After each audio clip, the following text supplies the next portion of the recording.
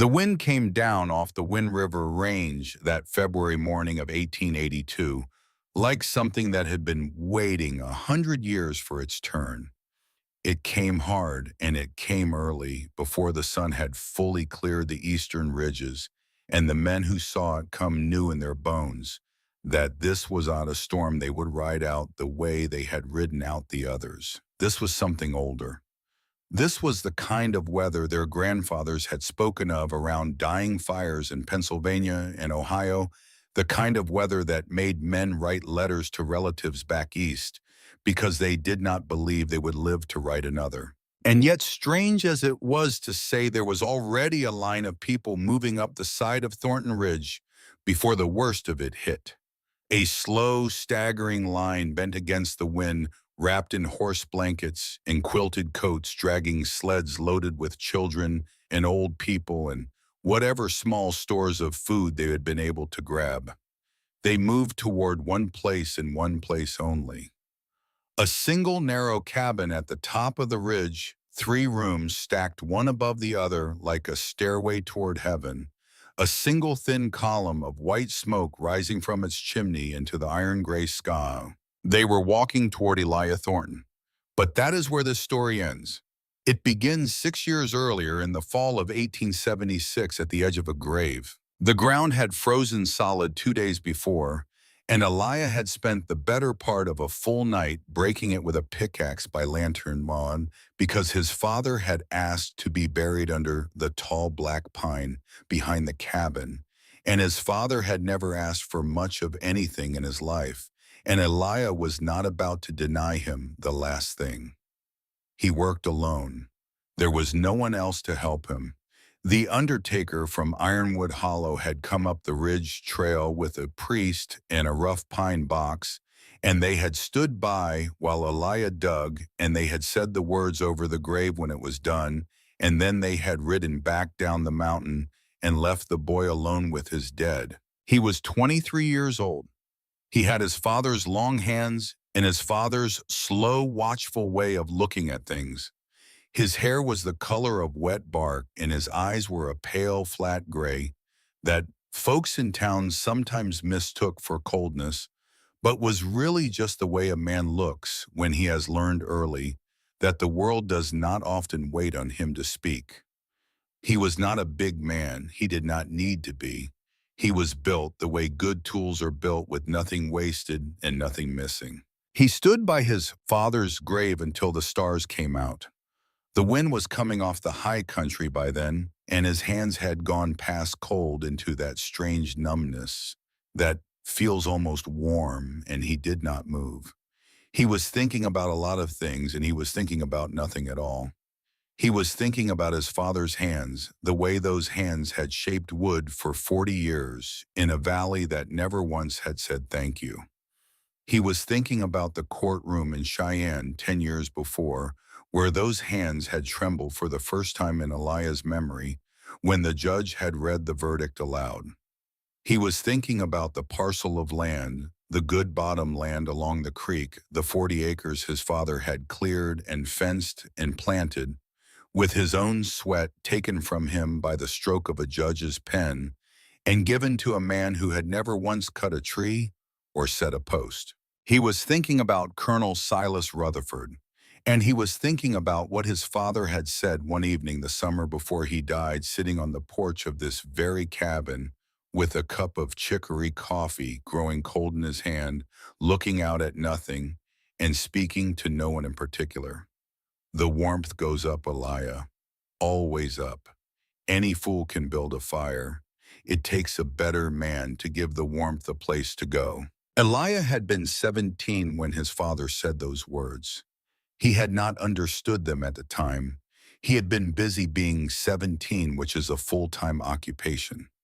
But he remembered them now, standing by his father's grave at the edge of the pine woods, with the wind rising with the cabin behind him and the valley below, and the whole of his life spread out before him like a rough piece of lumber waiting to be worked. He turned and walked back to the cabin. He did not weep. He did not weep then, and he did not weep at any time in the days and weeks that followed, And there were men in Ironwood Hollow who would later say that was strange, that was unnatural, a boy who does not weep for his father. But his father had not wept either, not when the verdict came down, not when they drove him off the creek bottom land, not when he coughed blood into his handkerchief the last winter, and still went out every dawn to the woodpile. His father had taught him that grief was a private thing like prayer, and that a man who put his grief on display was a man who was asking to be pitied, and a man who asked to be pitied had already lost the larger fight. So Elijah did not weep. He went inside. He banked the fire. He ate a cold biscuit. He slept 4 hours. And when the sun came up over the Wind River Range the next morning, he walked out into the yard and he looked at the cabin his father had built, and he began slowly to see. The cabin Josiah Thornton had left his son was a peculiar thing. It had always been peculiar. Long and narrow rather than square, set hard against the slope of the ridge, so that its back wall was half buried in the earth, with a single stove in the center of its one main room, and a sleeping loft above that, and a trap door in the ceiling of the loft that led up to a cramped, odd little attic space with no apparent purpose. Folks in the hollow had joked about it for years. Josiah Thornton's stovepipe house, they called it. They said old Josiah had built it that way because he was tight and could not afford the lumber for a proper cabin. They said he had built it that way because his mind was not right, because the Thorntons had always been a little off, because a man who spent 40 years shaping wood for other folks developed strange notions about how things ought to be shaped for himself. What nobody in the hollow had ever bothered to ask, because nobody in the hollow had ever bothered to learn anything from Josiah Thornton about anything, was this simple fact. Josiah Thornton's cabin was warmer than any other cabin in Ironwood Hollow. Warmer by a long measure. Warmer on half the firewood. Warmer at the top than at the bottom, which was the strangest part of all, because any fool knew that warmth settled downward into a room the way water settled downward into a bucket. And yet in Josiah's cabin, you climbed the ladder to the loft, and the loft was warmer than the main room. You climbed up through the trap door into that useless little attic, and the attic was warmer than the loft. By February in a normal winter, Elijah had slept up there in his shirt sleeves with the wind howling outside and the snow piled 3 feet deep against the eaves. His father had never explained it. His father had never explained much of anything, but his father had watched the world, and his father had trusted what he had seen, and his father had built a cabin where the warmth climbed instead of settled. Elijah had thought about that cabin for 6 weeks after the funeral. He had thought about it while he chopped wood, and while he ate supper, and while he lay awake in the loft listening to the coyotes.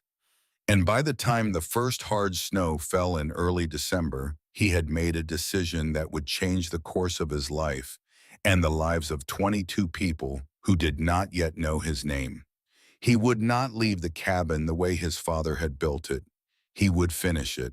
Not finish it the way his father had intended, because his father had never spoken of any such intention. His father had died with whatever plans he had kept inside his own chest, and those plans had gone into the ground with him. No, Elijah would finish it his own way.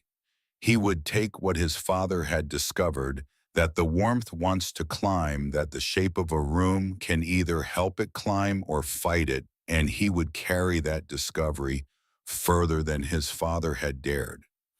He would build a cabin that was not 1 room tall or 2 rooms tall. He would build a cabin that was 3 rooms tall. He would build a chimney that was also a house, or a house that was also a chimney. He would do this because his father had been right about something, and the world had never known it, and the world was going to know it now.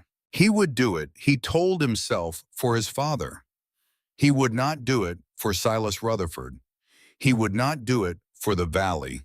He would do it because a good man had died unthanked in a land that had not deserved him, And because the one thing Elijah Thornton could still give his father, the only thing left to give, was to make the old man write out loud where everybody could see. That was the first winter. Elijah did not touch the cabin that first winter. He spent it watching. He watched the stove. He watched where the heat went when he opened the trap door and where it went when he closed it. He watched the snow drift against the north wall and the south wall, and he measured the differences with a stick of charcoal on the inside of the door frame. He hiked up into the limestone bluffs in January, and he watched the way warm air came out of the old cave mouths, how it rose in visible curls against the freezing outside air, how the caves themselves were warmer at the back and at the top than at the mouth. He watched birds. He watched how the chimney swifts clustered high in the old stone silo, and how the warmth from their bodies gathered at the very peak and not at the floor where you would expect. He watched everything that summer and fall, and by the time the snows came again in late 1877, he was ready to begin. He took a single sheet of coarse brown paper and he pinned it to the wall of the main room with 4 nails, and he drew. He drew for a full week, not the cabin as it stood, the cabin as it would become. He drew 3 rooms stacked, each one slightly offset from the one below, so that the whole structure stepped back into the slope like a staircase cut into the hillside. He drew vent shafts, narrow, exactly 3 inches across. He had measured that. He had watched stovepipes and he had watched flues, and he had done the math in his head the way his father had taught him. And 3 inches was the number he had arrived at. Too wide, and the heat would rise too fast and cool before it warmed the room above. Too narrow, and it would choke, and the lower room would smoke up, and people would die the way Ezra Penman's people had almost died the winter before. He drew insulation, double walls, logs on the outside, compressed sheep's wool, and local clay packed tight between rough sawn boards on the inside. He had learned about the sheep's wool the summer before from a Basque shepherd passing through with his flock, a quiet old man named Mateo who spoke very little English, but who had watched Elijah working on his fence and had stopped to help, and who had said as they sat drinking water in the shade of a cottonwood wool young man, "Wool is warm even when it is wet. Stuff your walls with wool." My grandfather's house in the mountains of Spain was warm with wool for 300 years. Elijah had not forgotten. He drew a stove, a single stove, not a raging blaze of a stove, because a raging blaze sent most of its heat straight up the chimney and out into the sky where it did no one any good. A low, slow, patient stove, fat and round like a cast iron kettle, set dead center on the bottom floor. He drew the heat stones under it, 5 river stones round and heavy buried 2 feet deep beneath the stove's platform. He had thought of those one morning in October when he had been watching the blacksmith, Cyrus Blackwood, bank his forge coals against a row of field stones at the end of his workday. Cyrus had mentioned offhand that those stones stayed warm until the next dawn, and that he could start the morning fire with them still holding heat. Elijah had stood in the forge for an hour after Cyrus had gone home that day, staring at those stones, and then he had walked the 3 miles back up Thornton Ridge in the cold, and he had drawn the first sketch of the heat well that very night. He drew the draft bleed. That was the last thing he drew. He did not draw it in the original plan. He added it later in the spring of 1878 after the first trouble. But for now, in that winter of 1877, the plan on the wall was 3 rooms stacked, vented, insulated, fed by a single low stove, and 5 heat stones, and his father's 40 years of quiet watching. On the 12th of December, 1877, Elijah Thornton began to build. He built alone. He did not ask for help, and none was offered. He cut his own timber from the pines on the north face of the ridge, and he skidded the logs down with a mule he had bought for $8 from a Mormon family passing through in October, and he squared them with an adze his father had carried since Pennsylvania. He worked in every kind of weather. He worked in snow to his knees and in winds that made his eyes water and his beard freeze. He worked until his hands cracked and bled and healed and cracked again, and he wrapped them in rags and he kept working because there was nothing else to do, because winter was coming back in 12 months and he meant to be ready. The cabin, as it had been his father's original stovepipe house, he did not tear down. He could not bring himself to. Instead, he built around it.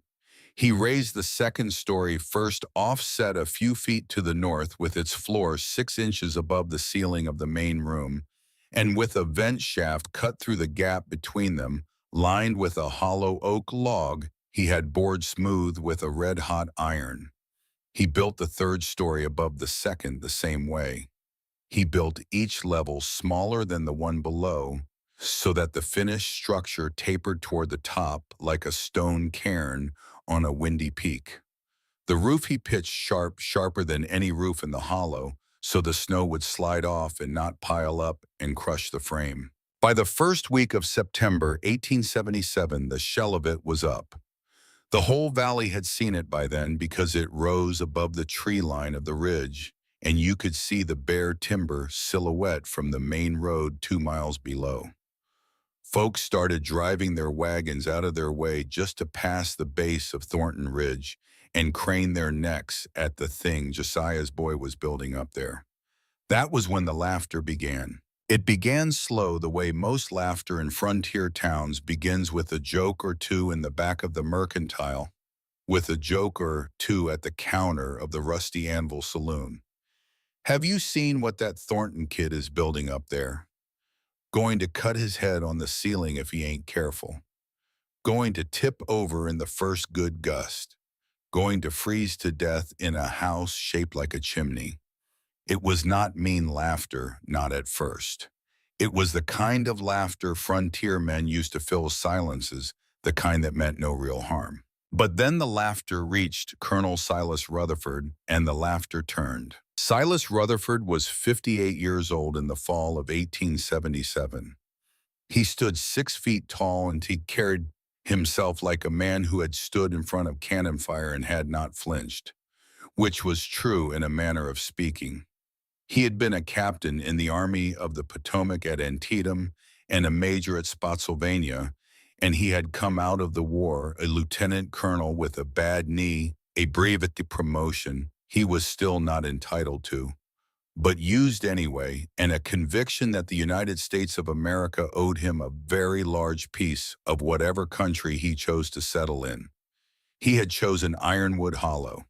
He had arrived in 1865 with a war chest of back pay and a wagon load of East Coast ambition, and within 5 years he had bought up the only sawmill for 30 miles, the lumber yard that served it, 2 of the 3 mercantiles in town, and a controlling interest in the stagecoach line. By the time Eliah Thornton was born, Silas Rutherford owned most of what mattered in the hollow, and what he did not own, he leaned on. Silas Rutherford had hated Josiah Thornton for reasons that nobody in the valley had ever fully understood, because nobody in the valley had ever had the courage to ask. The common telling was that Josiah had built a desk for the first territorial judge that had come through the hollow, a walnut roll-top desk with hand-carved drawer fronts, and the judge had admired it, and the judge had said loud enough that 3 people at the bar of the Rusty Anvil heard him that he had never seen finer woodwork west of Philadelphia. And Silas Rutherford, who owned the sawmill that had cut the lumber, had stood there smiling and had said, "Yes, sir, that is our local craftsmanship. We are proud of it." And the judge had said, "The craftsmanship is your carpenter's, colonel, not yours. You supplied the board. He supplied the art." It was not a large thing. It should not have mattered. But Silas Rutherford had carried it, and he had chewed on it, and he had fed it in the dark private places of his mind. because Silas Rutherford was a man who could not abide being second at anything, and especially not second to a silent Norwegian carpenter in a valley he had already decided was his. In 1866, he had found his pretext: a surveyor's error, a deed filed wrong back east, a boundary line that could be argued either way if you had enough money and a friend on the territorial court. Silas had both. He had brought suit. He had won. He had taken 40 acres of the best bottom land in the valley from a man who had cleared it with his own hands. And when Josiah Thornton had come to the sawmill to speak to him about it afterward, man to man, Silas had refused to come out of his office. He had sent word out through a clerk, a message Josiah had not shared with his wife and had never spoken of afterward, and had carried with him Eliah believed to his grave. That message was this: tell the carpenter to go home. Tell him a man who cannot hold his own land does not deserve the name of man. Tell him he has no business in this valley, and if he is wise, he will leave it. Josiah had not left. Josiah had stayed and had built his strange narrow cabin on the ridge that the suit had not touched, and had raised his son, and had died in the early winter of 1876, coughing blood into a handkerchief at the age of 51. And now in the fall of 1877, Silas Rutherford stood in the rusty Anvil saloon with a glass of rye in his hand, and he listened to men laughing about the foolish narrow tower the Thornton boy was building up on the ridge, and he felt something that was not satisfaction exactly, but was related to it.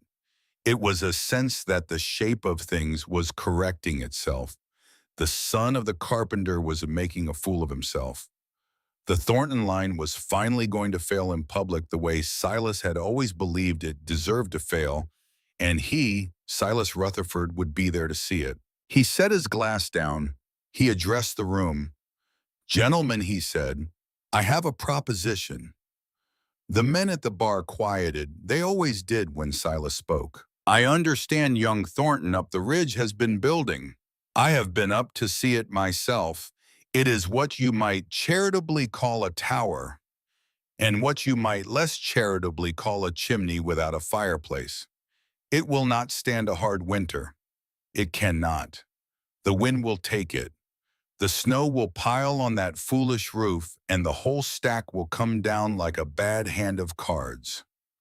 Now I will say this: I do not wish the boy ill.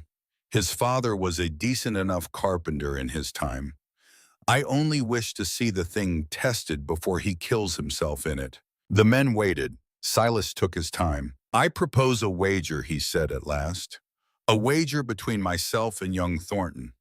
The terms to be this: if his tower stands the winter of 77 through 78 intact, and if it holds heat as he claims it will, I will, on the first Sunday of the following spring, return to the Thornton family the parcel of land that a territorial court returned to me in '66. I will sign the deed in front of the congregation at Methodist services. I will make it right by the letter of it." There was a small gasp in the room. The oldest regulars at the rusty Anvil knew what land he meant. Everyone knew. But Silas said, raising a finger, "If the tower fails, if it falls, if it burns, if it leaks heat, the way any sensible building does, then Eliah Thornton will sign a paper. I will have prepared in my attorney's hand, and in that paper he will renounce all Thornton claim to any land in this valley, past, present, or future. And he will leave the hollow before the 1st of June, and he will not return to it, and the Thornton name will be finished in Wyoming territory." The silence in the saloon was not a small silence. It was the kind of silence that settled in like weather. A man at the back of the room, an old mule skinner named Wendell Fry, who had known Josiah and had liked him, cleared his throat. "That is a hard bet, Colonel." "It is an honest bet," Silas said. "And the boy is a man grown. He can take it or leave it." "He will take it," said Cyrus Blackwood from the corner. He had been quiet until then. He was a big man, the blacksmith, with forearms like hams and a face that did not often show what it was thinking. He will take it, and I will tell you why. Because that boy is his father's son, and his father would have taken it, and there is a piece of ground in this valley that has a Thornton sweat in the dirt, and the boy knows where it is. Silas smiled. It was not a warm smile. It was the smile of a man who has been dealt exactly the cards he hoped for. Then we have an accord, he said. I will ride up the ridge tomorrow with 2 witnesses, and I will put the thing to the young man in writing. He did. Silas Rutherford rode up Thornton Ridge the next morning with 2 witnesses, which was to say 2 of his own employees, and he stood in the yard of the half-finished tower cabin, and he watched young Eliah Thornton come down from the scaffolding on the 3rd level with sawdust in his hair and adze chips on his boots, and he read out the terms of the wager in a voice trained on parade grounds. Eliah listened without speaking. He did not ask questions. When Silas was finished, Eliah wiped his hands on his apron, and he walked to the cabin door, and he came back out with a stub of charcoal and a flat piece of pine board, and he said, "Write it down." Silas had already written it down. He handed the paper to Eliah. Eliah did not read it. He signed his name at the bottom in large, careful letters. His father had taught him to sign his name like that. A Thornton signs plain, Josiah had said once. A Thornton does not flourish. A Thornton's name is the same on a contract as it is on a grave marker. Silas took the paper back. He tipped his hat. He rode away. That night in the main room of the old cabin under the unfinished shell of the new one, Elias sat alone at the table, and he looked at the door for a long time, and then he said out loud to no one, "I will not leave you here alone, Pa." And then he went to bed. The first winter of building, the winter of 1877 to 1878, Eliah finished the shell. The walls went up. The roof went on. The 3 rooms stacked like stairs above the original cabin frame, and by February of 1878, he was working on the interior ceiling, packing the walls with the compressed wool he had traded a mule's worth of hay for from a Basque shepherd down in the Green River country, sealing every seam with pine pitch he rendered himself in an iron kettle over the outdoor fire. It was during that first winter that the first trouble came. It came on a moonless night in late January.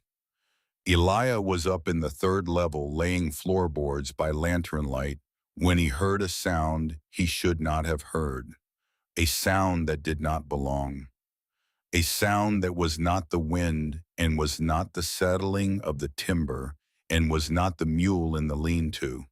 It was a scraping sound against the north wall of the bottom level. He doused the lantern. He took down his father's old Sharps carbine from the pegs above the door, and he loaded a cartridge in the dark, and he went down the interior ladder, slow, 1 rung at a time, listening. When he reached the bottom level, he heard it more clearly. 2 voices, low, men, cursing quietly in the dark.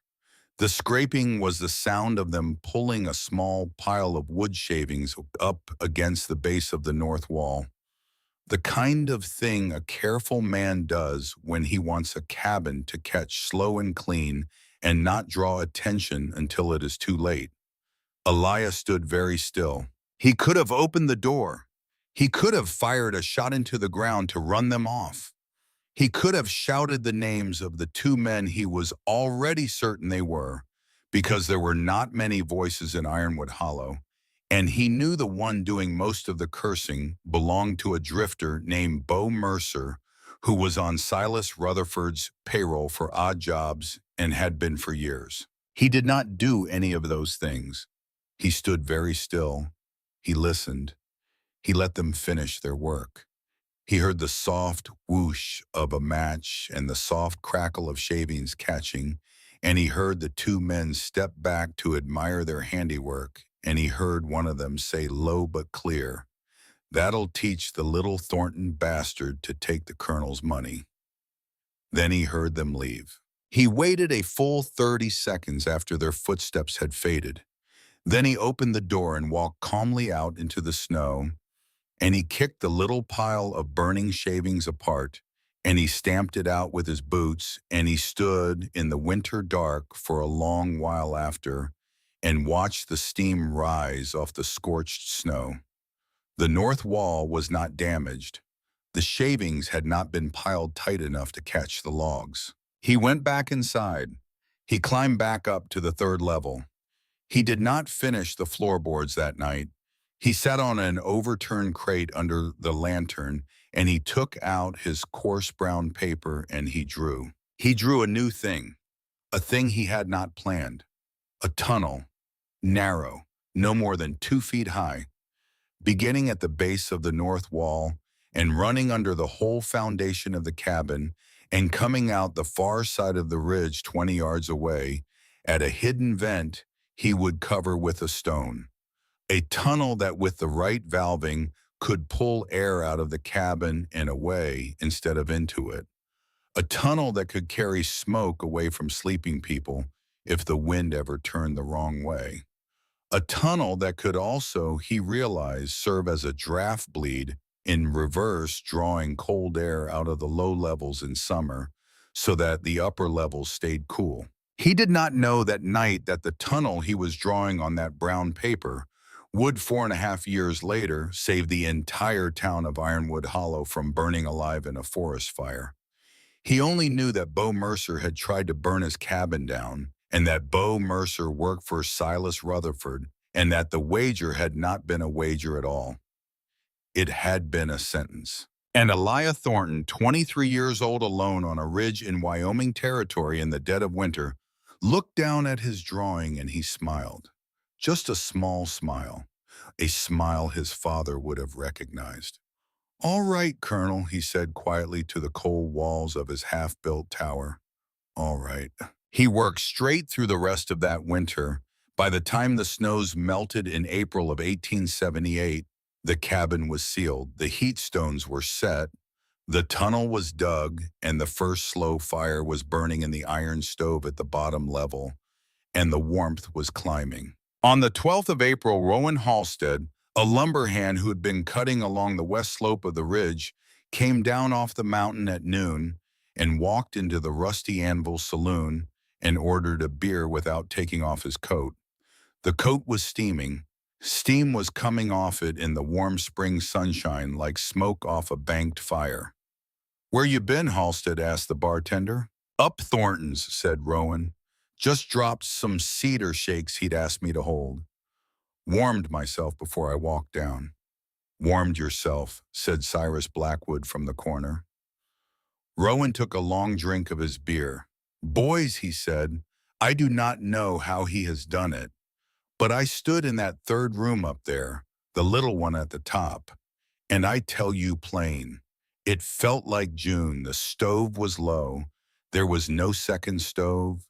There was no fire on that third level, and it felt like June." Nobody laughed. Cyrus set down his mug. "You ought to go tell the colonel," Cyrus said quietly. Rowan looked at him.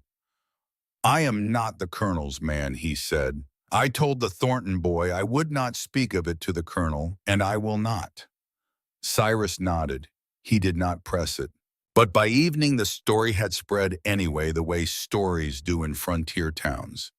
And by the next morning Silas Rutherford had heard that Rowan Halstead had stood in the top room of the Thornton Tower and had come down with his coat steaming in the spring sun. And Silas Rutherford, in the privacy of his own office above the sawmill, poured himself a tumbler of rye at 9 o'clock in the morning, and he drank it in one swallow, and he set the glass down slow, and he said to the empty room, to no one, to the ghost of Josiah Thornton, "If it was listening, we are not finished yet, Carpenter.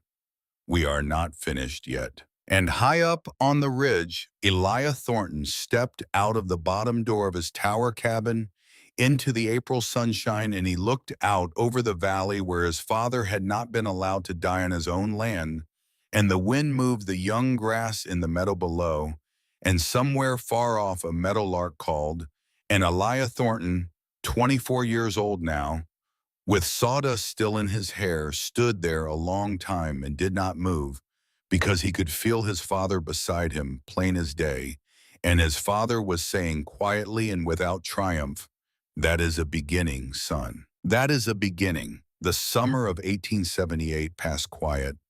The cabin stood, the wager stood, and Silas Rutherford did not pay. He found his pretext in a clause nobody remembered being in the original terms. He claimed the wager specified that the cabin must stand a full calendar year, not merely a single winter, in that the test was therefore still in progress, and that he would honor the terms when and only when the full term had been satisfied. It was a lie, and every man the rusty anvil knew it was a lie, but Silas Rutherford owned the sawmill and the lumber yard and two of the three mercantiles, and a lie spoken by a man who signs your wages is not a lie you challenge out loud. Elias said nothing. He did not ride into town. He did not protest. He did not hire a lawyer because he could not afford a lawyer, and because Josiah Thornton had already taught his son what happens when a poor man brings the law into a fight with a rich one. He went back to his ridge. He went back to his work. He let the seasons turn. The cabin stood through the summer of '78. It stood through the fall. It stood through the winter of '78 to '79, which was a hard one, hard enough to kill 2 milk cows at the Halstead place and freeze the well at the Methodist church solid for 6 weeks. It stood through '79 to '80, which was milder but wet, and the wet was worse in some way because it got into everything, into the walls and the floors and the straw ticking and the leather of your boots, and men whose cabins were built the old way, single-wall log with mud chinking, spent that whole winter coughing and sick. But up on Thornton Ridge, the cabin stayed dry. The double walls kept the damp out. The sheep's wool insulation packed tight between the outer logs and the inner boards did not rot the way straw did, because wool breathes. Eliah had learned that from the Basque man, wool takes in moisture and lets it go again without losing its warmth. And the vent shafts, those narrow 3-inch channels cut through the floors between the levels, kept the air moving just enough that mold could not take hold. The warmth climbed. The damp did not. Eliah added to the cabin that year. Not more rooms. He was done with rooms. 3 was the number, and 3 would stay. But he refined what he had. He carved narrow stone steps into the crawl space beneath the main floor so he could reach the heat stones without digging. He rigged a pulley system from the 3rd level to haul water buckets from the bottom, using a counterweight rope because movement like heat had to be conserved. And a man who carried water up 2 flights of stairs in winter was a man wasting warmth he would need later. He sealed the felt edges of the trap doors between levels with oiled leather because he had noticed that a draft as thin as a knife blade could steal 10 degrees from a room in an hour if you let it. He lived by rules nobody else had written. He was writing them himself, one season at a time, in the margins of his brown paper drawings, and in the grain of the wood, and in the slow, patient language of a man who talks to his house the way other men talk to horses. And all the while Silas Rutherford watched from below. He did not come up the ridge again. He did not need to. He had eyes in the valley, and the valley had eyes on the ridge. And every time Eliah came down for nails or salt or flour, word reached the colonel within the hour. But there was nothing to report. The boy came down. The boy bought what he needed. The boy went back up. He did not speak of the wager. He did not speak of the land. He did not speak of his father. He barely spoke at all. Horace Whitmore, who ran the general store, was the one man in town who dealt with Eliah on something approaching regular terms. Horace was 51, round-bellied, mild-mannered, a man who had come west from Ohio to sell dry goods and had ended up selling everything from horseshoes to coffin nails. He was not a brave man. He was not a fool. He occupied the narrow ground between those two things with the skill of a man who has spent his whole life there. One spring morning in 1880, while Elia was loading a sack of cornmeal onto his mule, Horace leaned across the counter and said quietly enough that no one else in the store could hear, "That chimney cabin of yours, Thornton. How does it stay so warm?" Elia looked at him. He had his father's eyes, that flat gray gaze that seemed to look through you and past you and at something behind you all at the same time. "Heat rises," he said. "I just gave it room to climb." Then he loaded his mule and left. Horace stood behind the counter for a long time after turning those words over in his mind, the way you turn a river stone in your hand, feeling the weight of it, not quite understanding why it felt heavier than it should. The black winter came in 1881. It did not arrive all at once. It crept in. October was cold, but not unusual. November was colder. By the first week of December, the temperature had dropped to levels that the old-timers said they had not seen since the freeze of '57, and by Christmas it was clear that this was not going to be a winter that anyone would forget. The snow came in three waves. The first wave buried the fences. The second wave buried the barns. The third wave, which came on New Year's Day of 1882, buried everything else. Wind tore across the valley floor like something dragged behind wild horses, scouring the drifts into knife-edged ridges and packing the snow so hard against cabin walls that men had to chop their way out of their own front doors with axes. The cold was a living thing that winter. It came through walls. It came through floors. It came through double blankets and wool coats and leather gloves and two pairs of socks. It found the cracks in everything, every seam, every joint, every place where two pieces of wood met and did not quite touch, and it crawled in and it stayed.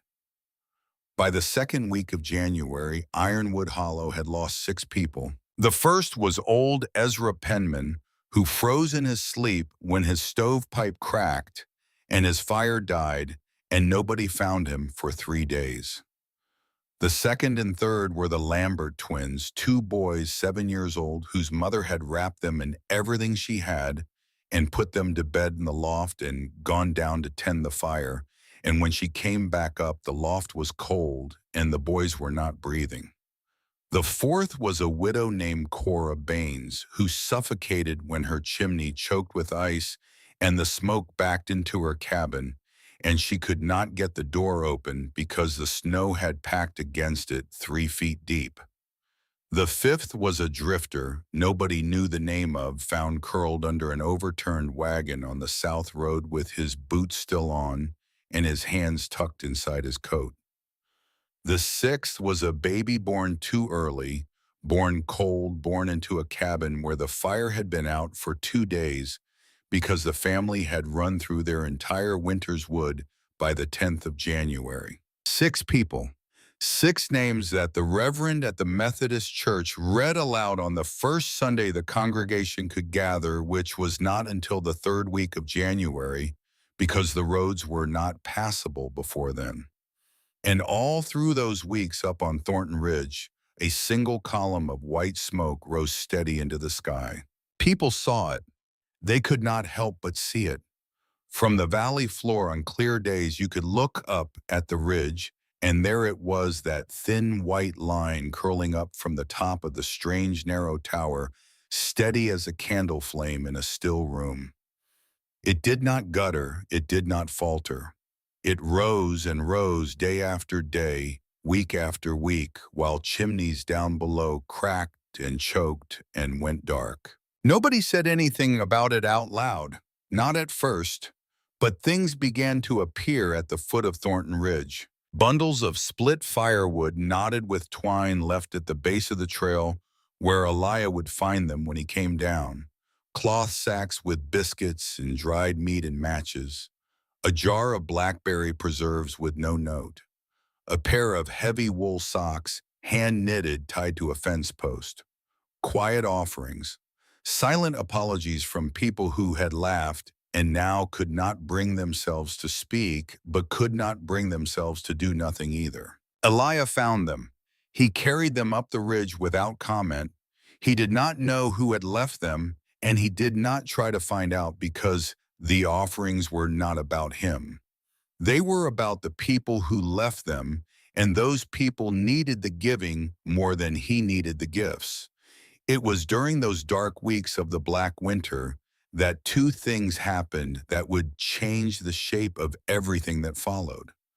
The first was that a boy named Ezekiel Thatcher began climbing Thornton Ridge. Ezekiel was 15 years old, the son of a copper miner who had come out from Pennsylvania in '74 and had died of a cave-in 2 years later, leaving his wife and 3 children in a drafty cabin on the east slope of the valley. Ezekiel was the oldest.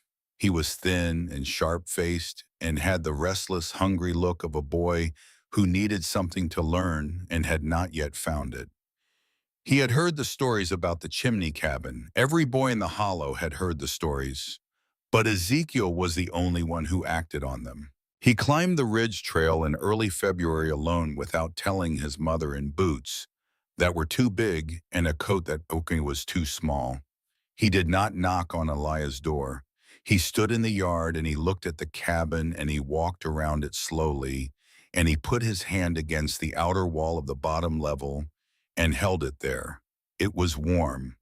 The wall itself was warm, not hot, not radiating, just warm the way a living animal is warm when you put your hand on its flank in the barn. Ezekiel stood there a long time with his hand on the wall and his eyes moving up the stack, up the second level to the third, tracing the vent shafts and the sealed edges and the way the roof stepped, and then something happened in his mind that he would not be able to explain for years afterward, but that he would never forget. He understood, not all of it, not the numbers, not the angles, but the shape of it, the idea that the whole house was a chimney, that the warmth was not being made, it was being guided. He came back the next week, and the week after that, and the week after that. Always alone, always silent. He never knocked. He just stood in the yard and watched. On the fourth visit, Elijah came out. He stood on the bottom step and looked at the boy for a long time. "You have been coming here," he said. "Yes, sir." "Why? I want to learn," Ezekiel said. Elijah studied him. He saw the boots, the coat, the thin wrists, the hungry look. He saw a boy who reminded him of no one so much as himself at that age, and that was not a comfortable thing to see. "What is your name?" "Ezekiel Thatcher." "Your father was the miner." "Yes, sir." "He died." "Yes, sir. 2 years this March." Elijah stood there another moment, then he stepped aside and held the door open. "Wipe your boots," he said. Ezekiel came inside. He did not speak for the first hour. He just looked. He looked at the stove, at the vent shafts, at the felt-sealed trap doors, at the double walls. He looked at the drawings pinned to the wall of the main room, the brown paper covered in charcoal lines and notes and measurements. He looked at the heat stones glowing dull orange beneath the iron stove. He looked up through the vent shaft from the bottom floor and saw the faint shimmer of warm air rising through it like something alive. Elijah let him look. He did not explain. He did not lecture. He had learned from his father that a man who explains too much robs the listener of the chance to understand. And understanding that is handed to you is never as strong as understanding that you earn. After that first visit, Ezekiel came every week, sometimes twice.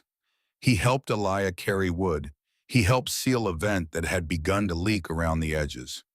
He learned to read the stove the way Elijah read it, not by the color of the flame, but by the sound, by the low, steady hum that meant the burn was right, the heat was climbing, the system was breathing the way it should. Elijah never said the boy was his student. He never said the boy was anything. But on the third visit, he handed Ezekiel a stub of charcoal and a piece of pine board and said, "Draw what you see." Ezekiel drew. It was rough, it was crooked, but the proportions were right and the vent shafts were in the right places, and Elijah looked at the drawing and nodded once and said nothing, and that nod was worth more to Ezekiel Thatcher than any word of praise he had ever received or ever would receive. The second thing that happened during the Black Winter was Winifred. Winifred Rutherford was 28 years old, the colonel's only daughter, and she had been a widow for 13 months.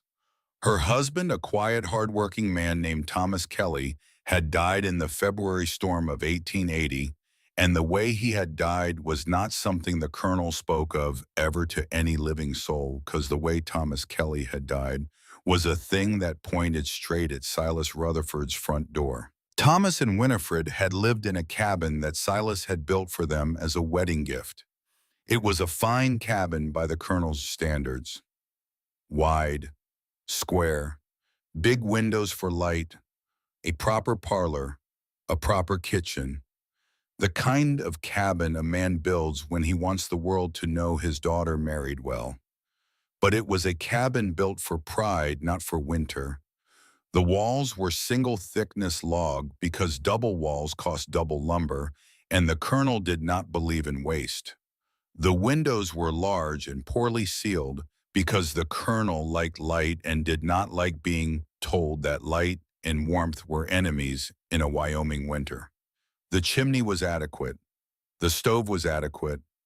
Everything was adequate for a cabin that size in an adequate winter. But the winter of 1880 had not been adequate. It had been savage. And the cabin had bled heat the way a wounded man bleeds blood through every window, every seam, every gap between the logs. And Thomas Kelly had burned through his entire winter's wood by the 1st of February, and he had gone out into the storm to cut more, and he had not come back. They found him 2 days later, 300 yards from his own front door, frozen stiff with an axe still in his hand. He had been trying to reach a stand of dead pines on the east slope. He had gotten lost in the whiteout. He had walked in circles in his own yard until the cold had taken him down. Winifred had moved back to her father's house with her son, a boy named James, who was now 3 years old. She had not spoken of her husband's death. She had not blamed her father. She had simply gone quiet in the way that women in frontier valleys went quiet when the thing they had lost was too large to be spoken of and too heavy to be set down. But she had not stopped thinking. And on a Tuesday afternoon in late February of 1882, in the deepest part of the Black Winter, Winifred Rutherford wrapped her son in 2 blankets and put him on a sled and walked 3 miles in thigh-deep snow up Thornton Ridge to the door of Elijah Thornton's chimney cabin. Elijah opened the door. He had not been expecting visitors. He looked at the woman and the child and the sled and the snow caked on her coat and the redness of her cheeks and the steadiness of her eyes, and he stepped aside. She came. She set the boy at home by the stove. The boy looked around with the unafraid curiosity of a 3-year-old. He put his hand on the warm floorboards and smiled. Winifred stood by the door. She did not take off her coat. "I know who you are," she said. "And I know who you are," Elijah said. She looked at him. He was 28 now, the same age he was, and she saw in his face the same thing she had seen in the drawings pinned to his wall, a kind of certainty that did not need to be spoken and would not be diminished by speaking.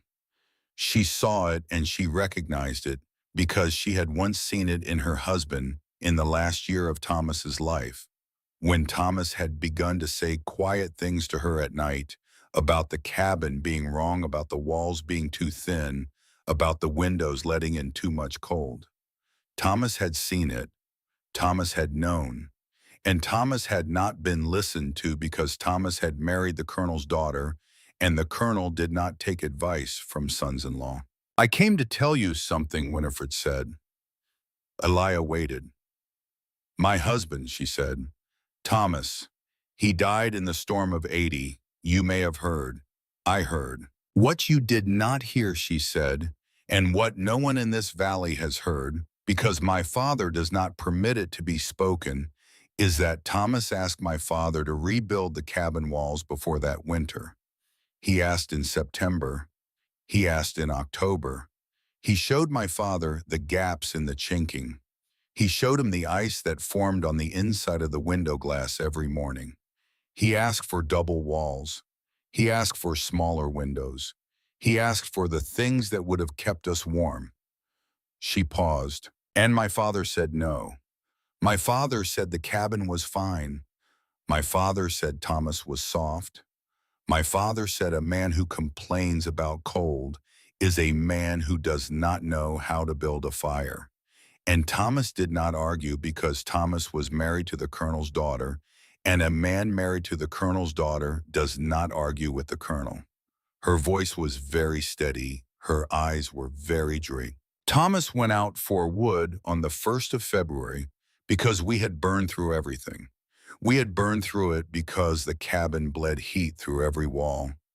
He went out into the storm and he did not come back, and my father has never said one word about it. Not one word. He rebuilt the cabin after the thaw, sealed the windows, double-walled the north side, did everything Thomas had asked him to do in September, and he did it in April, and he did it in silence, and he has never once spoken my husband's name since the funeral. She looked at Elijah. I came to tell you this because you should know what you are standing against. It is not a wager. It is not about land. My father cannot bear to be wrong. He cannot bear it the way most men cannot bear pain. And when he is wrong, when the evidence stands right in front of him, he does not change. He attacks the evidence. He attacked your father. He attacked my husband.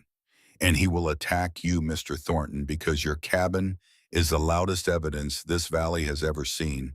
And my father can hear it from his office window every time he looks up at this ridge. Elijah was quiet for a long time. Why are you telling me this, he said. Because my son is 3 years old, she said, and I want him to grow up in a valley where a man can build something right without being punished for it. She picked up her boy. She wrapped him again. She moved toward the door.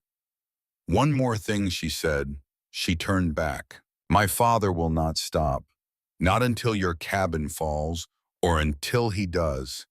He sent men to burn it once. I know because I overheard them talking. He will send them again, or he will find another way. Be ready, Mr. Thornton. I am ready, Elijah said. She nodded once. She walked back into the snow. He watched her go down the trail until she disappeared into the white, and then he closed the door and stood for a very long time with his back against it and his eyes closed, and outside the wind screamed against the double walls and did not get in. The weeks that followed were the hardest of the Black Winter. February 1882 was brutal in a way that felt personal, as if the weather itself had taken sides. The temperature dropped, and then it dropped further, and then it went to a place where numbers did not matter anymore, because the numbers had all run out. Men stopped going to the mercantile because the road was not passable. Families that had been barely hanging on began to fail. The Hollister cabin on the South Fork ran out of wood on the 9th of February, and the family broke up their own furniture to burn.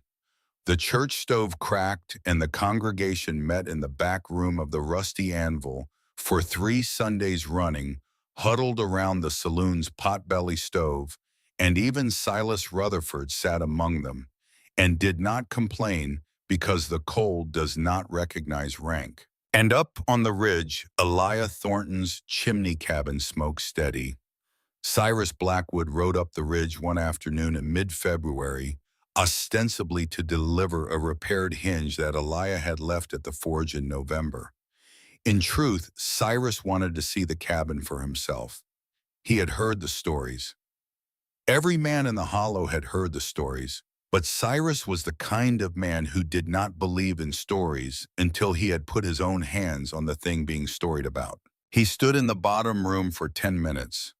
He climbed the ladder to the second level and stood there for 10 more. He did not go to the third level because Elijah had not offered, and Cyrus Blackwood was a man who understood boundaries.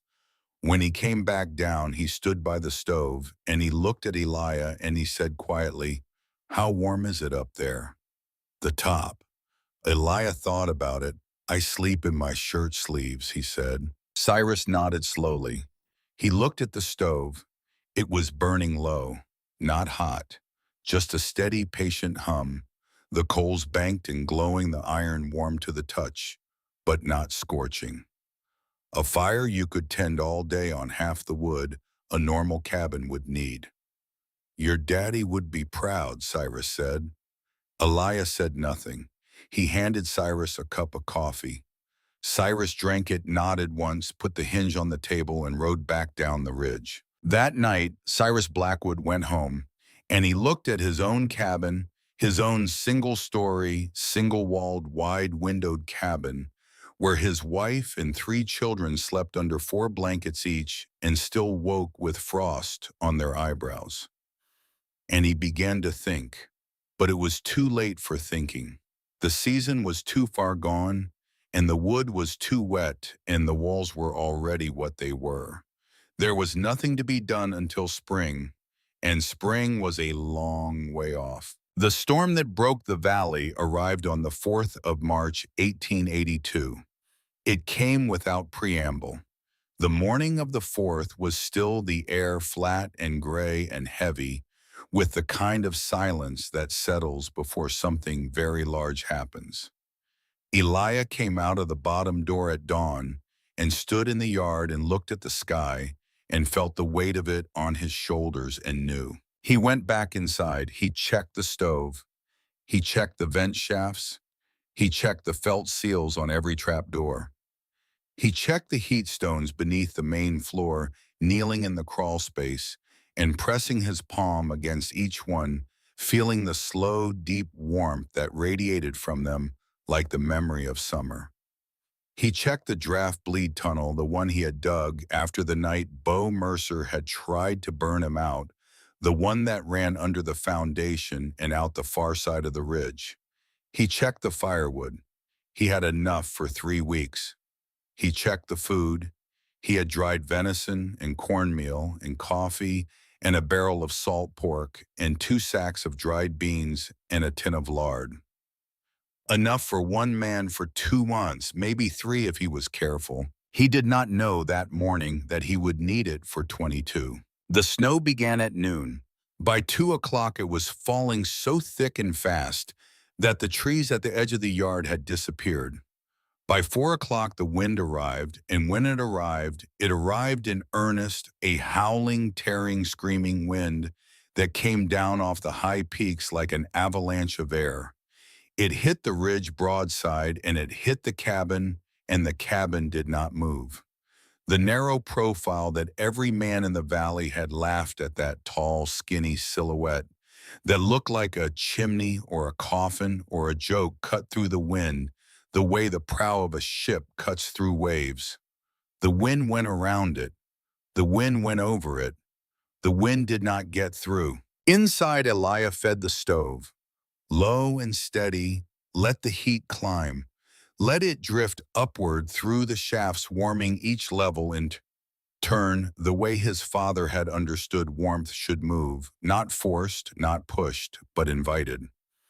He ate a small meal. He checked the stove pipe from the trap door above and cleared a small crust of ice from the hood.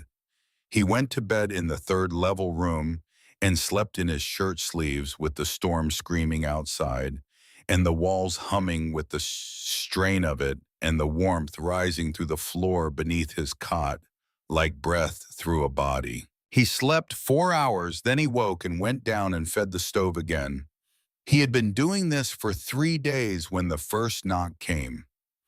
It was not a knock exactly. It was a pounding. A slow, desperate pounding on the bottom door, the kind of sound a fist makes when the fist has lost most of its feeling and the arm behind it is running on nothing but will. Elijah opened the door. Prudence Ashcroft stood in the snow.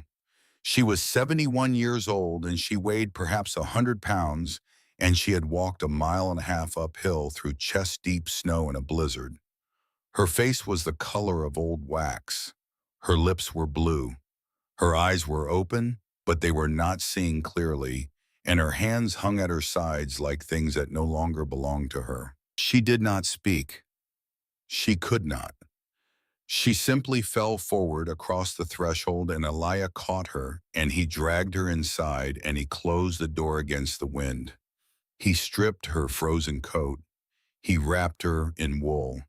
He put her beside the stove, and he fed her broth from a pot that he kept warm in a brick-lined well beside the fire. One of his own inventions, a ring of fire bricks buried deep that held the heat of the stove and kept liquid warm all day without needing a flame under it. An hour later, two more came, then three. Then a family of five, the father carrying the youngest child against his chest inside his coat.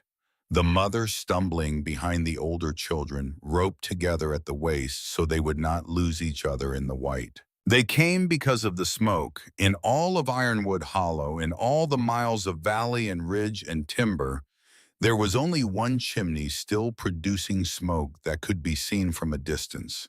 One thin white column rising above the storm like a signal fire. They followed it.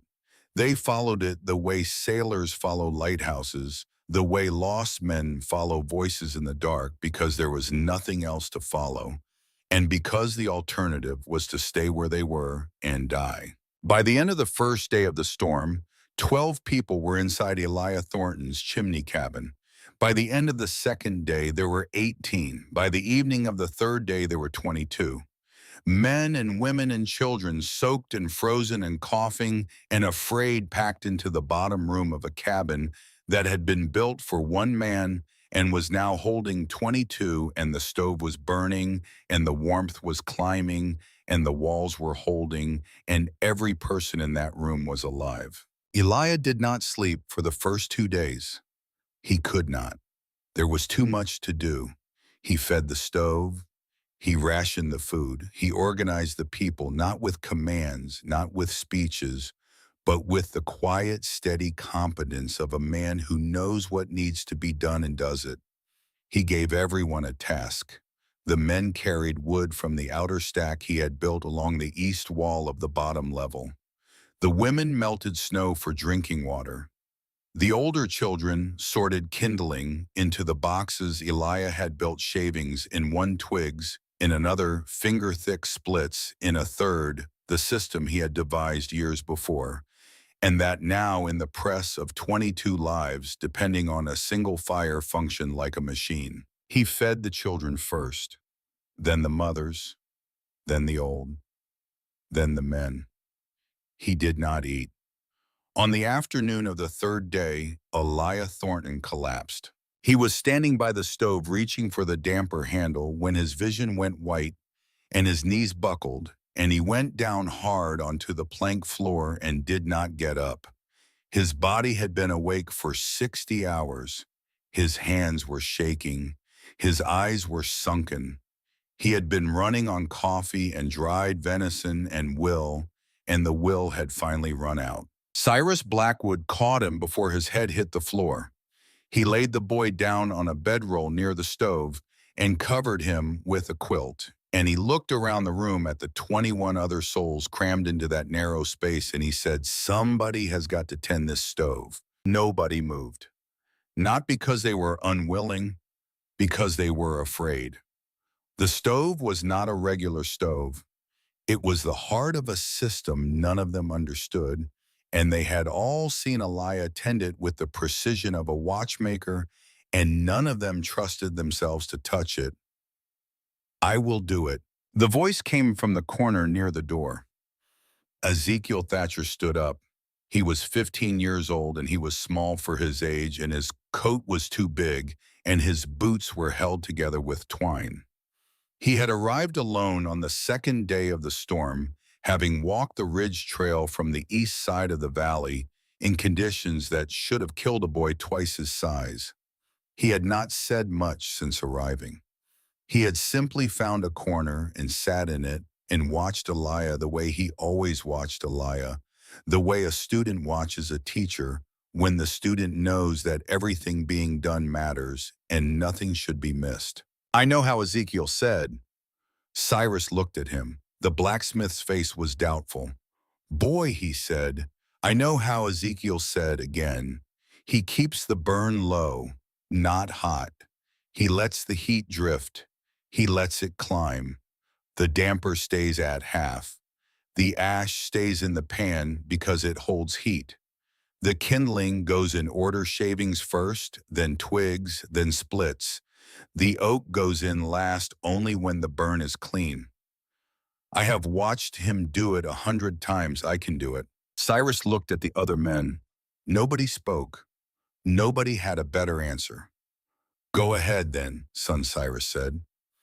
Ezekiel Thatcher stepped up to the stove. He opened the firebox door. He looked at the coals. He reached into the kindling box and he pulled out a handful of cedar shavings and he laid them on the coals, the way Elia laid them, not tossed, not scattered, but placed each shaving positioned to catch the ember beside it, to build the heat in steps to let the fire breathe. The shavings caught, he added twigs. The twigs caught. He added a split of dry pine finger-thick set crosswise to create a draft channel beneath. The fire began to hum, not roar, hum. That low, steady, patient sound that Elia had taught him to listen for, the sound that meant the burn was right. Ezekiel adjusted the damper, half open. He checked the ash pan. He did not clean it. He left the base of ash in place because the ash held heat, and Elia had taught him that a clean ash pan was a cold ash pan, and a cold ash pan was a dead stove. The fire burned. The heat climbed. The vent shafts pulled the warmth upward through the second level and into the third, and the cabin breathed, and the 22 people inside it breathed with it. Ezekiel Thatcher tended that stove for 6 hours. He did not sit down. He did not eat.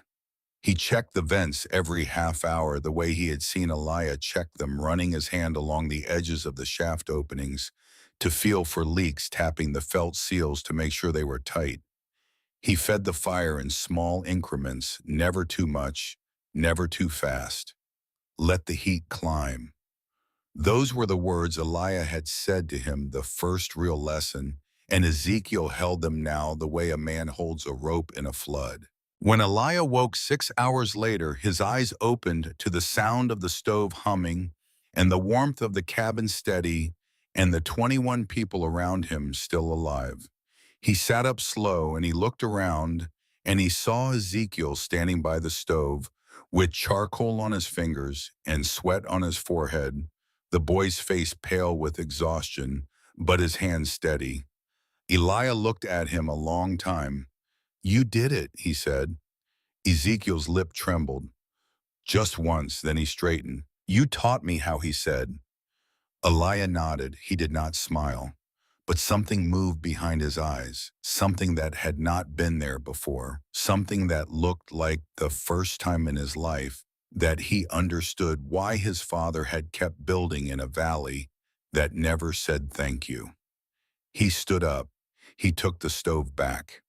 Ezekiel sat down in the corner and fell asleep in 30 seconds, and the boy slept for 12 hours and nobody disturbed him. On the evening of the fourth day, the storm still howling, the door took another pounding. Elia opened it. Winifred Rutherford stood in the snow with her son James in her arms. The boy was 3 years old and his face was gray and his body was limp. Winifred's coat was torn at the shoulder. Her hair was wild with ice. Her eyes burned with a light that was beyond fear and beyond exhaustion and had entered some territory that only mothers know. Elia pulled her inside. He took the boy. He carried James up the ladder to the second level where it was warmer and laid him on a bedroll and wrapped him and held his hands. The boy stirred. He was alive, but barely. Winifred sat on the floor, the bottom level among the others. and she shook for a long time before she could speak.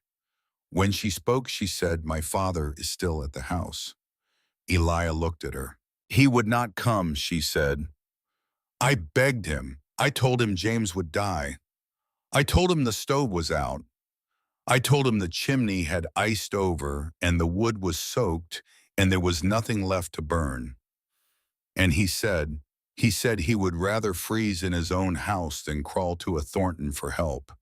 He said a Rutherford does not beg," he said. She stopped. She could not say the rest. Cyrus Blackwood, sitting against the wall with his arms around his own wife, said it for her. He said he would die first. Winifred nodded. The room was very quiet. Elijah looked at the door. He looked at the storm beyond it. He looked at the 22 people in his cabin, and at the boy upstairs who was still not fully warm, and at the stove that needed tending, and at his own hands that were still shaking from the 60 hours he had already spent keeping all of them alive. He looked at Winifred. "How far?" he said. 3 miles, she said. "Straight down the ridge and across the creek bottom." Elijah stood there a long time. Then he said, "Ezekiel." The boy woke instantly. He was on his feet before his eyes were fully open. "You have the stove," Elijah said. Ezekiel looked at him. He did not ask where Elijah was going. He did not need to. He simply nodded and moved to the firebox and opened the door and checked the coals. Elijah pulled on his coat. He took the rope. He took the lantern. He looked back at the room full of people who were watching him with something on their faces that he had never seen directed at him before, and that he did not have a name for, not then, not for years afterward, although the rest of them knew exactly what it was. He opened the door. The wind hit him. He leaned into it. He stepped out. And the door closed behind him, and Ezekiel Thatcher stood by the stove and fed the fire, and the warmth climbed, and the people waited. The walk down Thornton Ridge that night was the longest 3 miles of Elijah Thornton's life. The snow was chest deep in the open stretches, and the wind came at him from the northwest in long, tearing gusts that knocked him sideways and filled his eyes with ice and stole his breath before he could draw it. He had tied the rope around his waist and looped it once around his left hand. Not for safety, there was nothing to tie the other end to out here, but because a man with a rope in his hand is a man who believes he is going somewhere, and belief was the only fuel he had left. The lantern lasted 20 minutes. Then the wind found the glass and cracked it, and the flame went out, and Elijah was walking in the dark with nothing to guide him but the slope of the ground under his boots and the direction of the wind against his right cheek. He knew this ridge the way his father had known it, every gully, every outcrop, every place where the deer trail cut north and the old logging road cut south. He did not need to see. He needed to keep moving. He fell twice. The first time he went down into a drift that swallowed him to his armpits, and he had to claw his way out on his belly, dragging himself forward by his elbows, the way a man drags himself through mud. The second time he tripped over something buried in the snow, a fence post or a fallen branch, and he went down hard on his left knee and felt something shift in the joint that would hurt him for the rest of his life. He got up. He kept walking. He reached the creek bottom at the base of the ridge sometime after midnight. He could not see the creek. It was buried under 4 feet of snow and ice.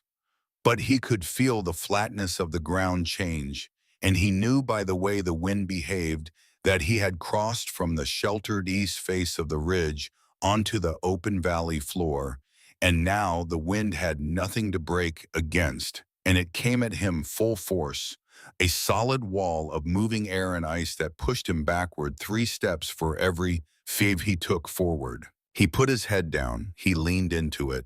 He walked. The Rutherford house was dark. He had expected that. The chimney was cold. He had expected that too. What he had not expected was the silence. In a storm like this, a house makes noise. It creaks. It groans. It protests against the weight of snow on its roof and the pressure of wind on its walls. But the Rutherford house was silent, and that silence was worse than any sound Elia had ever heard, because silence in a house in a storm means the house has stopped fighting. He found the front door blocked by a drift that reached the top of the frame. He went around to the side. The kitchen door was clear enough to force open, and he put his shoulder into it and shoved, and the door gave, and the cold that came out of that house was not the cold of a building that had lost its fire. It was the cold of a building that had become part of the storm. The air inside was the same temperature as the air outside. There was no difference. The house had surrendered. Elia found him in the parlor. Colonel Silas Rutherford was sitting in a straight-backed chair beside the cold stove with his hands on his knees and his chin on his chest. He was wearing his old Union Army coat, the one with the brass buttons and the frayed collar, and in his right hand resting on his thigh was a Colt revolver that he had carried since Spotsylvania. His eyes were closed, his lips were blue, his skin was the color of old tallow. Elia knelt beside him. He put his ear to the old man's chest. For a long time he heard nothing. Then faint, irregular, stubborn as a clock that is nearly wound down but refuses to stop a heartbeat. Slow, thready, but there. He is alive, Elia said out loud to no one, to the empty house, to the ghost of his father, if his father was listening. The old fool is alive. He took the revolver out of Silas's hand. He set it on the table. He stripped the army coat off the colonel's body because the coat was frozen stiff and was holding the cold against his skin instead of keeping it out. He wrapped him in 2 blankets he found in the bedroom. Dry blankets from the chest at the foot of the bed, the only dry things left in the house. He tried to lift him. He could not. Silas Rutherford was 6 feet tall, and even wasted by the cold he weighed close to 200 pounds, and Elia had been awake for 3 days and had walked 3 miles through a blizzard, and his left knee was swelling, and his hands were numb, and his body was running on nothing but the memory of strength. He sat on the floor beside the chair for a full minute. He breathed. He closed his eyes. Then he stood up and he bent down and he got the colonel across his shoulders the way he had watched men carry injured mules out of mine shafts when he was a boy. And he straightened his legs and his knees screamed and his back made a sound he could hear. And he stood and he walked to the door. The walk back up the ridge took almost 3 hours. He did not remember most of it afterward. He remembered the weight. He remembered the wind. He remembered the moment, perhaps halfway up, when he fell for the 3rd time, and the colonel slid off his shoulders into the snow, and Elia lay there face down in the drift and thought very clearly and very calmly, I cannot do this. I am going to die here with this man on my back, and nobody will find us until the thaw. He lay there for maybe 30 seconds. Then he heard something. Not a sound from outside. A sound from inside, a voice. His father's voice, or what his father's voice had become in the years since Josiah Thornton had been put in the ground beneath the black pine on Thornton Ridge. Get up, the voice said. You are not done. Elia got up. He got the colonel back onto his shoulders. He walked. He came through his own door just before dawn. Ezekiel was there. The boy had the door open before Elia reached it because Ezekiel had been watching from the bottom window for 4 hours, and the stove was burning and the cabin was warm, and the people inside were awake and waiting. They laid Silas Rutherford on the floor beside the stove. Winifred fell to her knees beside her father and put her hands on his face and said his name over and over, the way you say the name of someone you are trying to call back from a long way off. His eyes did not open. His breathing was shallow, but his heart was still beating and the warmth of the stove was beginning to reach him, and Cyrus Blackwood wrapped him in another blanket and put heated stones from the fire well against his feet and his hands, and slowly, very slowly, the color began to return to his face. Elijah did not see any of this. He had made it through the door, and he had stood there for perhaps 5 seconds, and then his legs had given out, and he had gone down against the wall and slid to a sitting position, and he had not moved since. His eyes were closed, his coat was frozen solid. His left knee had swollen to twice its size inside his boot. His hands were raw and cracked, and one of them was bleeding from a cut he did not remember getting. Prudence Ashcroft brought him broth. He could not hold the cup. She held it for him. She tipped it against his lips, and he drank, and the warmth went down into his chest and spread outward. And after a long time he opened his eyes and looked at the old woman and said very quietly, "Thank you, ma'am." She patted his hand once gentle, the way a grandmother pats a grandchild's hand when the grandchild has done something that words cannot properly address. "Sleep now," she said. He slept. Silas Rutherford did not wake for almost a full day. When he did, it was the evening of the 5th day of the storm, and the wind had begun to slacken, and the snow had thinned from a wall to a curtain, and you could see, if you pressed your face to the small window pane on the south wall, the faint blue suggestion of a sky beyond the clouds. The colonel opened his eyes. He did not move. He lay on his back on the floor of the bottom level of Elijah Thornton's chimney cabin, wrapped in blankets that were not his, warmed by a stove that was not his, surrounded by people he had spent 30 years thinking of as his inferiors. He looked up at the ceiling. He looked at the vent shaft cut through it, the narrow 3-inch channel through which warm air was rising quiet and steady into the room above. He watched the faint shimmer of heat in that shaft for a long time. Then he turned his head and he looked at his daughter. Winifred was sitting beside him with her son James asleep in her lap. Her face was drawn and pale, but her eyes were clear. "Winifred," he said, his voice was a ruin. "I am here, Papa. The boy, James, is fine. He is sleeping." Silas closed his eyes again. A long time passed. The people in the cabin were quiet. Nobody pretended not to be listening, because there was no room to pretend in a cabin that held 23 souls, but nobody stared either. They gave him what privacy could be given in a space where privacy did not exist. "Where am I?" Silas said at last, although he already knew. "You are in Elijah Thornton's cabin," Winifred said. "He carried you here." Silas did not open his eyes. "Carried me 3 miles through the storm. On his back." A long silence. "Where is he?" Winifred looked across the room. Elijah was sitting against the far wall, awake now, a cup of coffee in his hands. His face was hollowed out with exhaustion. His left leg was stretched out straight in front of him, the knee wrapped in strips of cloth that Prudence Ashcroft had cut from a petticoat. He was looking at the stove, not at the colonel. "He is here," Winifred said. Silas opened his eyes. He turned his head. He looked at Elijah across the room. 23 people were in that cabin. Every one of them was awake. Every one of them was watching. And every one of them would remember what happened next for the rest of their lives. Silas Rutherford looked at Elijah Thornton for a very long time. And then slowly, with the effort of a man who is moving something much heavier than his own body, he sat up. Winifred tried to help him. He waved her off. He sat up on his own, and he leaned back against the wall, and he drew a breath that rattled in his chest, and he spoke. "I have something to say," he said. He did not raise his voice. He did not need to.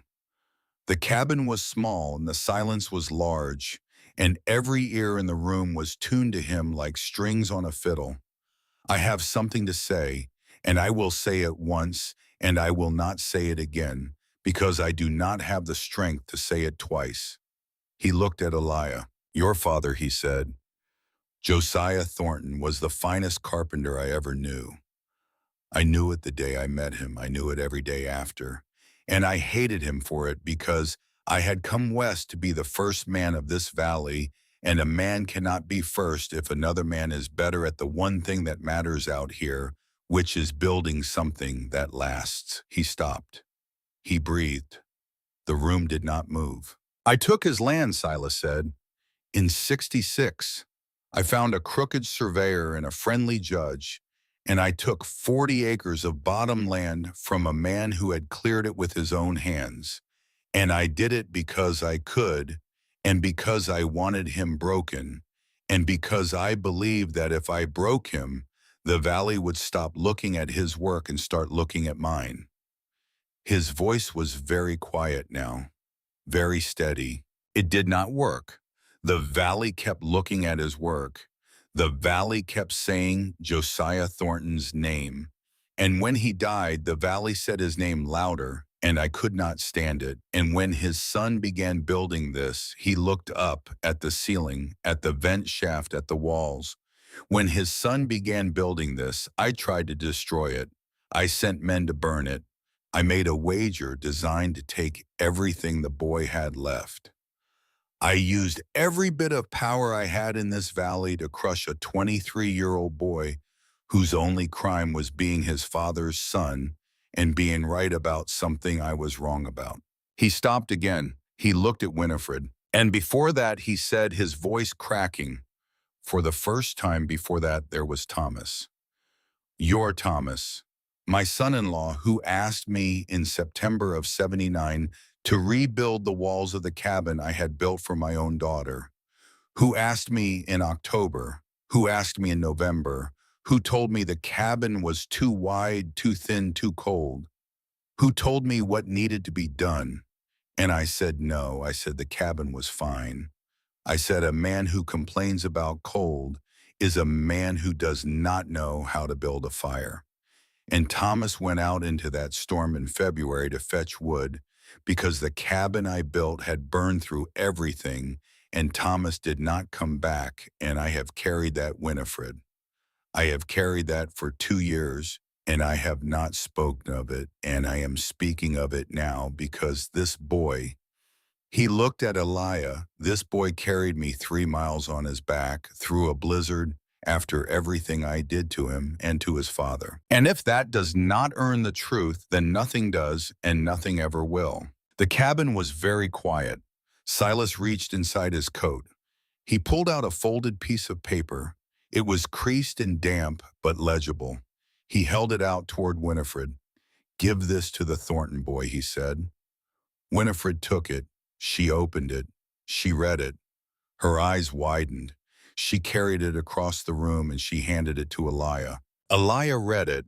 It was a deed transfer, handwritten, dated that morning, which meant Silas had written it before the storm, before he had sent Winifred and James away, before he had sat down in his chair with his revolver and his army coat and waited to die.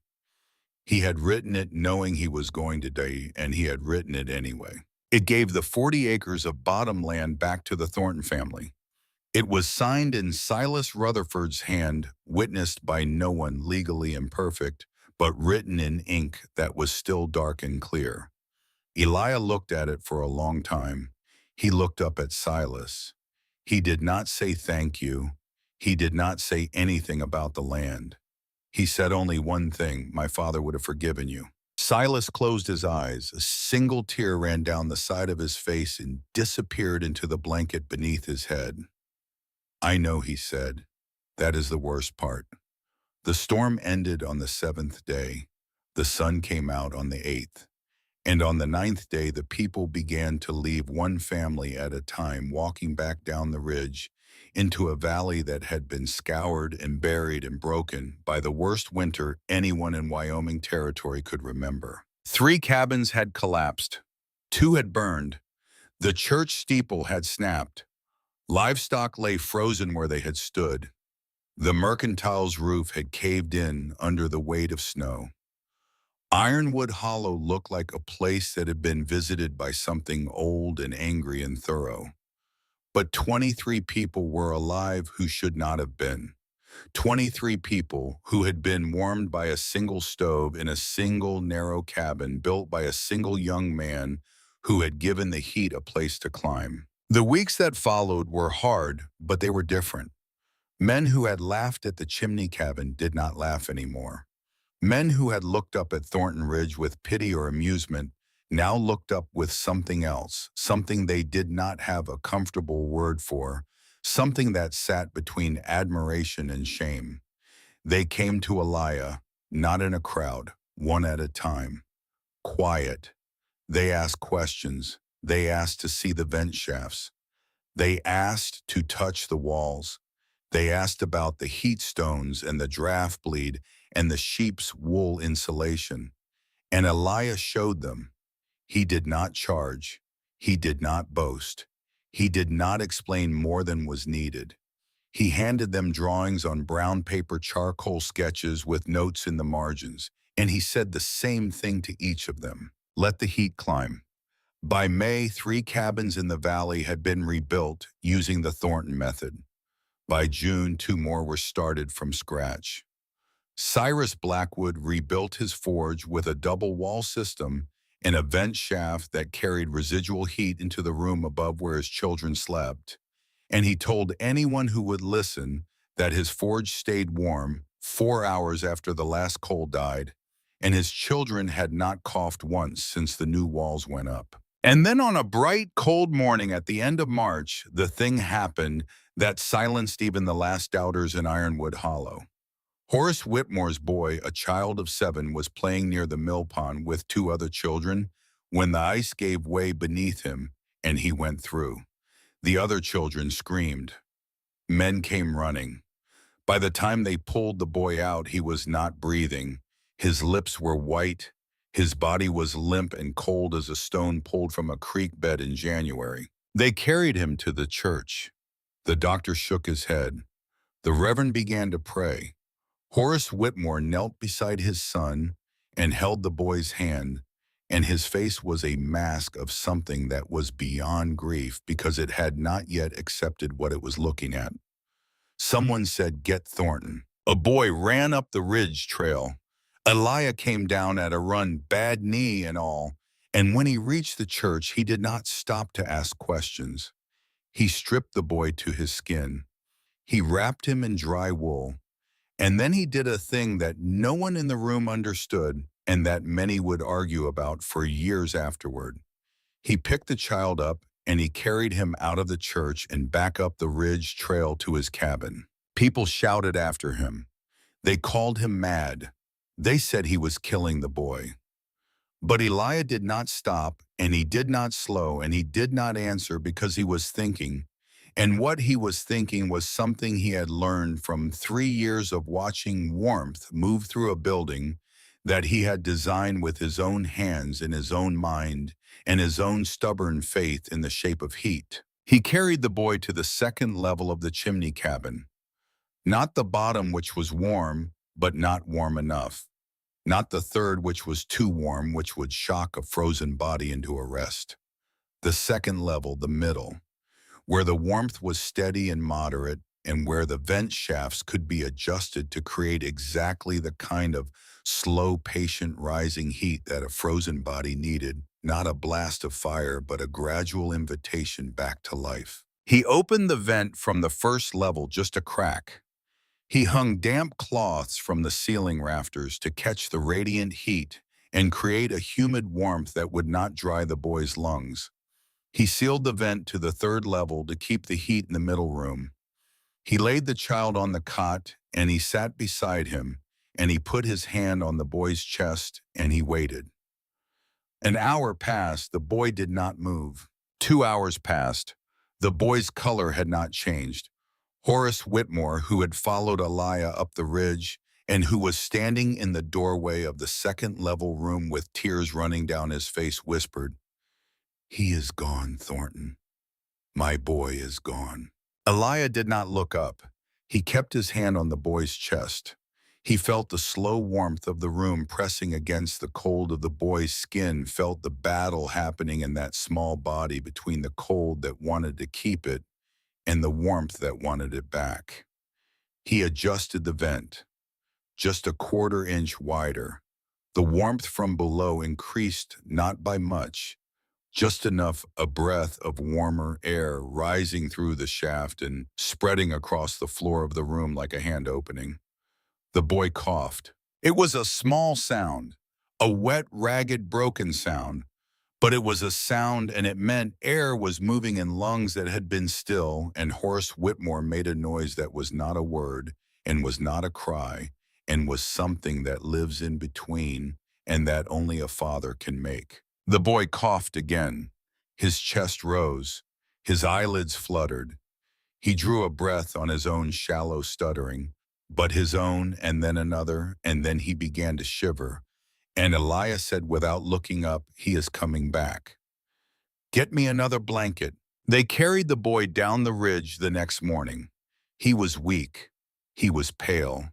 But he was breathing and his eyes were open and he was alive. And when Horace Whitmore set his son down in his own bed in his own cabin and covered him with quilts, he stood there for a long time looking at the wall of his house, and then he walked outside and he began to tear the north wall apart with his bare hands, because he was going to rebuild it the way Elijah Thornton had shown him, double-walled, insulated, sealed. And he was going to do it before the next winter came if it killed him. The summer of 1882 was the summer of the fire. It came in August. A dry lightning strike 10 miles to the west caught a stand of old-growth pine that had not seen rain since June, and within hours the western horizon was a wall of black smoke.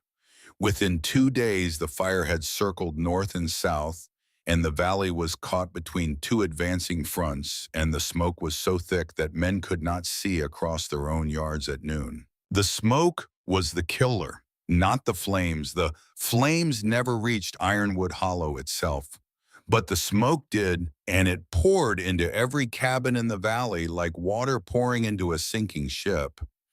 It came through cracks in the chinking and gaps under doors and the vent shafts that Elijah himself had taught them to build, because the vent shafts were designed to draw air upward, and when the air outside was nothing but smoke, they drew smoke. Children coughed until they vomited. Old people collapsed. Stoves were snuffed to stop feeding the draft, but without stoves, there was no warmth, and the nights in the mountains were cold even in August. People came to Elijah again, not to beg, just to hope. And Elijah showed them the last part of the design, the part he had never shared, the draft bleed tunnel, the tunnel he had dug in the winter of 1878 after Bo Mercer had tried to burn him out. The tunnel that ran beneath the foundation of the cabin and came out the far side of the ridge through a hidden stone vent. He explained it to Cyrus Blackwood first because Cyrus had the tools and the crew to dig. He explained it simply. The tunnel creates a reverse pull, he said. When you seal the upward vents and open the tunnel, the air pressure inside the cabin drops, and the smoke gets pulled downward through the base and out through the ground level vent on the far side. It pushes the bad air down and away instead of drawing it up and in. Cyrus looked at him. "You designed for this," he said. Elias shook his head. "I designed for fire," he said, "because someone tried to burn me out once, and I wanted to be ready if they tried again. I did not know it would work for smoke, but it does." Over the next 3 days, with the smoke thickening and the fire creeping closer, Elijah and Cyrus and a crew of 8 men dug draft bleed tunnels beneath 5 of the rebuilt cabins in the valley. They worked around the clock. They dug through rock and root and clay. They lined the tunnels with flat stones to keep them from collapsing.